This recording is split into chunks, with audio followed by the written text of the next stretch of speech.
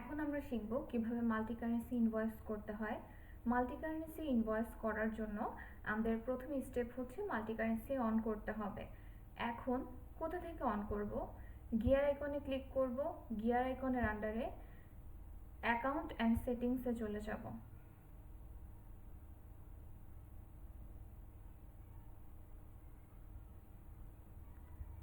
Accounts and সেটিংয়ে গিয়ে অ্যাডভান্সে যাব।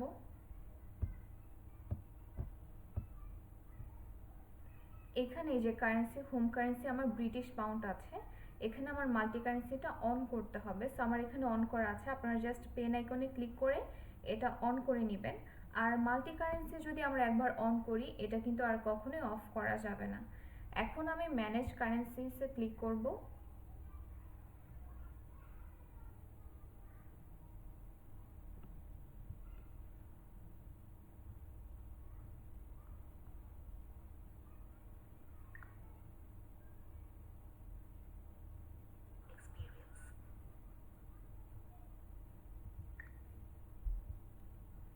ক্লিক করার পর আমাদের এই সেন্টারটা একটু লোডিং হতে টাইম নিচ্ছে।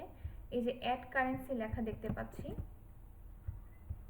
অ্যাড কারেন্সিতে গিয়ে আমরা কারেন্সি অ্যাড করতে পারবো। সো আমি এখন অ্যাড কারেন্সিতে ক্লিক করব। ক্লিক করে আমি এখান থেকে কারেন্সি অ্যাড করতে পারবো। যেমন আমি ব্রুনাই ডলার অ্যাড করলাম, দেন হচ্ছে আবার অ্যাড কারেন্সিতে গিয়ে হচ্ছে আমি আরেকটা অ্যাড করব। এখানে যেগুলো দেখতে পাচ্ছি এটা হচ্ছে আমার হোম কারেন্সি রেট এবং এটা হচ্ছে ডলার।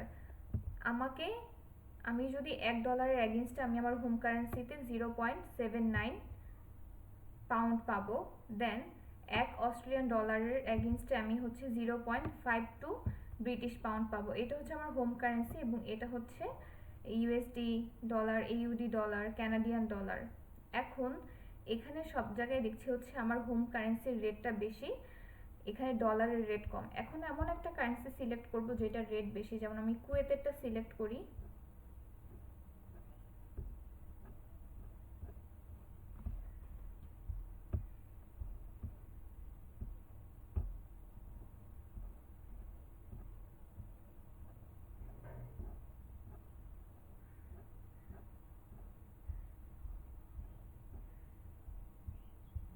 কুয়েতি দিনার, দেন অ্যাড করে দিব। এই যে এখন আমি কুয়েতেরটা অ্যাড করেছি। এক কুয়েতি দিনারের এগেইনস্টে আমাকে 0.58 ডলার এসেছে, মানে হচ্ছে কুয়েতের রেট বেশি কুয়েতি ডলারের। এখন আমরা দেখলাম রেট কিভাবে অন অ্যান্ড অফ করতে হয়। এখন এই যে এখানে যে রেটটা, এটা প্রতিনিয়ত বাড়ে এবং বাড়তে থাকে এবং কমতে থাকে। তো যখন এই রেট বাড়বে বা কমবে, এটা যেহেতু ক্লাউড বেস সফটওয়্যার, এই রেটগুলো অটোমেটিক চেঞ্জ হবে। এখন যদি এমন হয় আমি কাস্টমারের সাথে যদি কন্ট্যাক্ট করি যে রেট যত বাড়ুক বা কমুক, আমি যদি তার সাথে একটা কন্ট্যাক্টে আসি 1:1 কন্ট্যাক্টে, যে ফিক্সড একটা রেট থাকবে এবং এই রেটের মধ্যেই হচ্ছে আমাকে সবসময় পে করতে হবে, তখন আমি এডিট কারেন্সি এক্সচেঞ্জের লেখা আছে এখানে ক্লিক করব। ক্লিক করে এটা হচ্ছে আজকের ডেটের রেট দেখাচ্ছে, আমি ইয়োর রেটে চলে যাব। ইয়োর রেটে গিয়ে এখানে যেমন 70 আছে, এখানে আমি 60 ছিল, এখানে আমি 62 করে দিয়ে এখন সেভ করে দিব। এখন কারেন্সির যে রেটটা, এটা যত বাড়ুক বা কমুক, সব সময় আমার যে কানাডার যে ক্লায়েন্ট কাস্টমার আছে সে আমাকে হচ্ছে এই অ্যামাউন্ট পে করবে, যেহেতু আমি তার সাথে একটা কন্ট্রাক্টে চলে এসেছি। এখন আমি চলে যাব হচ্ছে ইনভয়েসে, কুইক ক্রিয়েটে ক্লিক করে আমি ইনভয়েসে চলে যাব।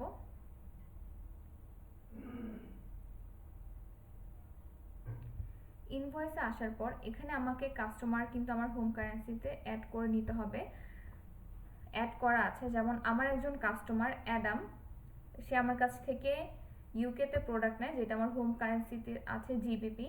সে আমার কাছ থেকে ক্যানাডিয়ান ডলারেও প্রোডাক্ট নেয়, তাই আমি তাকে একবার ক্যাড অ্যাড করেছি, এবং সে আমার কাছ থেকে অস্ট্রেলিয়াতেও প্রোডাক্ট নেয়, তাই আমি তাকে একবার এইউডিতে অ্যাড করেছি। যেমন আমি আরেকটা করে দেখাচ্ছি, হেন্সি ক্রাউন। আমি অ্যাড নিউতে চলে যাব। হেন্সি ক্রাউনকে হচ্ছে আমার হোম কারেন্সি জিবিপিতে অ্যাড করা আছে। এখন হেনসি ক্রাউন আমার কাছ থেকে কানাডাতেও প্রোডাক্ট নেয়। আমি ফার্স্টে কারেন্সিটা সিলেক্ট করলাম ক্যাড কানাডিয়ান ডলার, এখানে আমি কাস্টমার নাম দিব হেনসি ক্রাউন। আমার এখানে একই নামে দুইবার দিবে না, তো আমি জাস্ট এখানে ক্যাড দিয়ে দিব, দিয়ে আমি সেভ করলাম। এখন আমার এই হেনসি ক্রাউন কাস্টমার, এই যে রেটটা কিন্তু অটোমেটিক চলে এসেছে। এখন আমার এই হেনসি ক্রাউন কাস্টমার যদি আমার থেকে অস্ট্রেলিয়াতেও প্রোডাক্ট নেয়, তখন আমাকে আবার কি করতে হবে, তাকে অস্ট্রেলিয়ান কারেন্সিতে অ্যাড করতে হবে। আমি ইউডি সিলেক্ট করলাম, করার পর হচ্ছে এখানে কাস্টমারের ডিসপ্লে নেম দিব,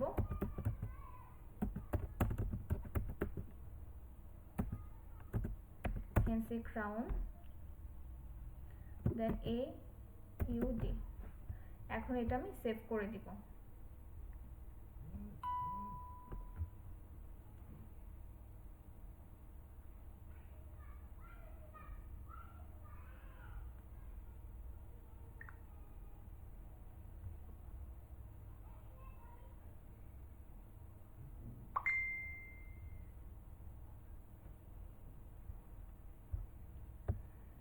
এখন আমি এখান থেকে কিছু প্রোডাক্ট সিলেক্ট করব। আমি একটা প্রোডাক্ট সিলেক্ট করলাম, দেন আরেকটা প্রোডাক্ট সিলেক্ট করব, ডায়াগনস্টিক অ্যান্ড টেস্টিং ইকুইপমেন্ট। এখানে আমি কোয়ান্টিটি দিব, এখানে ধরে নিলাম 10, এখানে আমি 7, এখানে আমাকে ভ্যাট রেট দিতে হবে, আমি এটা দিলাম 20% স্ট্যান্ডার্ড রেটেড, এটা আমি দিব হচ্ছে নো ভ্যাট। এখন এখানে যে রেটটা আছে, রিসেন্ট রেট দেওয়া আছে, আমি যদি চাই এখান থেকে চেঞ্জ করার জন্য আমি এখান থেকেও চেঞ্জ করে দিতে পারবো। যেমন আমি 60 দিলাম, দেওয়ার পর এখানে 60 দিলাম, এটা কিন্তু জাস্ট আমার এই ট্রানজাকশনের ক্ষেত্রেই, হ্যাঁ। আবার যখন পরবর্তীতে আমি অস্ট্রেলিয়ান ডলারে আরেকটা করব অস্ট্রেলিয়ান কাস্টমারের জন্য, তখন কিন্তু এই রেটটা হচ্ছে রিসেন্ট যে রেটটা সেটা আবার আসবে। এখানে যদি নিচে আসি, আমার যে অস্ট্রেলিয়ান যে ক্লায়েন্ট আছে বা কাস্টমার আছে, সে কিন্তু তার হোম কারেন্সিতে আমাকে এই যে 13,188.05 এই অ্যামাউন্টটা এই অস্ট্রেলিয়ান ডলারটা পে করবে। আর আমি সুপার কেয়ার ফার্মেসি হচ্ছে এই অ্যামাউন্টটা রিসিভ করবে, 7,986.92 এই অ্যামাউন্টটা হচ্ছে রিসিভ করবে।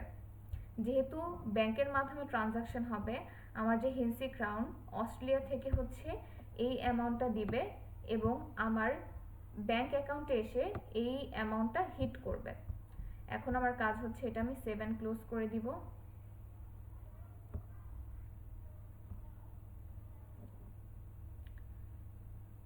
আমি অল সেলসে চলে যাব। এই যে আমি মাত্র হচ্ছে এটা করেছিলাম, এখন আমি ইনভয়েস করেছি। ইনভয়েস মানে তো বাকিতে বিক্রি করা, এখন ইনভয়েসের টাকা যদি রিসিভ করি, এটা আমি রিসিভ পেমেন্টে গিয়ে দেখাবো।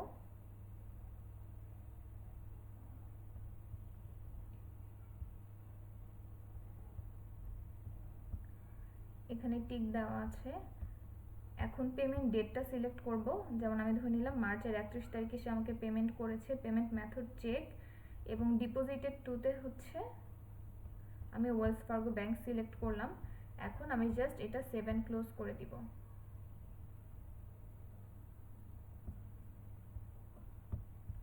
এখন আমি যদি একটু রিপোর্টে চলে আসি,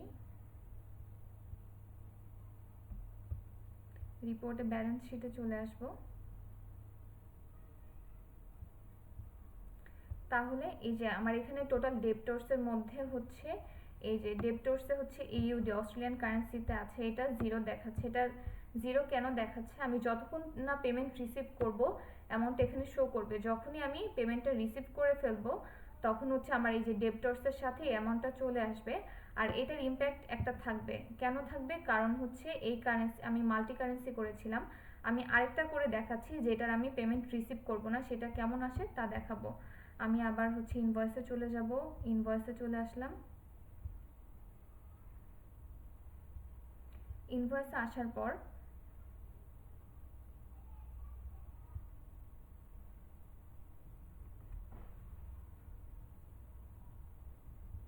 আমি কাস্টমার সিলেক্ট করব,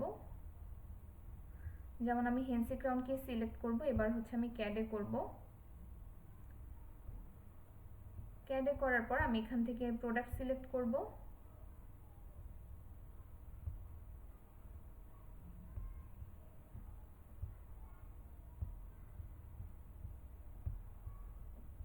দেন এখানে কোয়ান্টিটি দিব,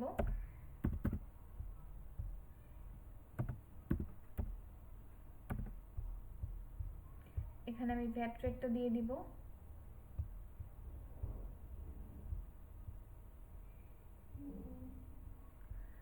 এখানে ডেট সিলেক্ট করব, আমি ধরে নিলাম এটা আমি হচ্ছে ফেব্রুয়ারির 1 তারিখে করেছি। এখন আমি যখন হেন্সি ক্রাউনের কাছে কানাডাতে প্রোডাক্ট সেল করেছি, হেন্সি ক্রাউন তার ক্যাট কারেন্সিতে হচ্ছে এই অ্যামাউন্টটা আমাকে পে করছে, বাট আমি আমার হোম কারেন্সিতে রিসিভ করব হচ্ছে $87,593.10। এখন এটা আমি জাস্ট সেভ অ্যান্ড ক্লোজ করে দিব।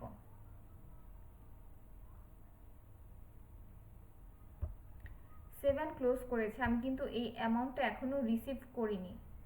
এর আগেরটা আমি রিসিভ পেমেন্ট করেছিলাম, এটা এখন আমি রিসিভ পেমেন্ট করিনি। তো এখন এটা আমি রিপোর্টে গিয়ে দেখব যে কেমন আসে। আমি রিপোর্ট সেকশনে চলে যাব,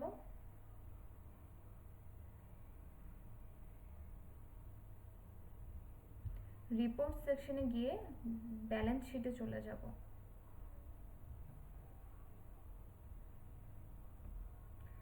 এখন আমি যদি দেখি যে ক্যাড কারেন্সিতে অ্যামাউন্ট শো করছে, আমি এটা হচ্ছে পাবো।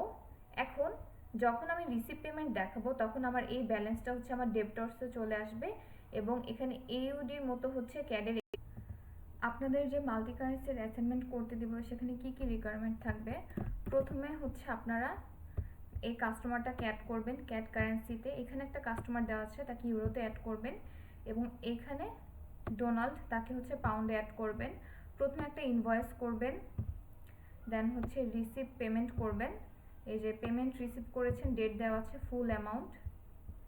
তারপর যদি এখানে আসি এই কাস্টমারটাকে ইউরোতে করতে হবে, দেন এইখানে যদি আসি পাউন্ডে করতে হবে। তো এই তিনটা হচ্ছে মাল্টি কারেন্সিতে আপনারা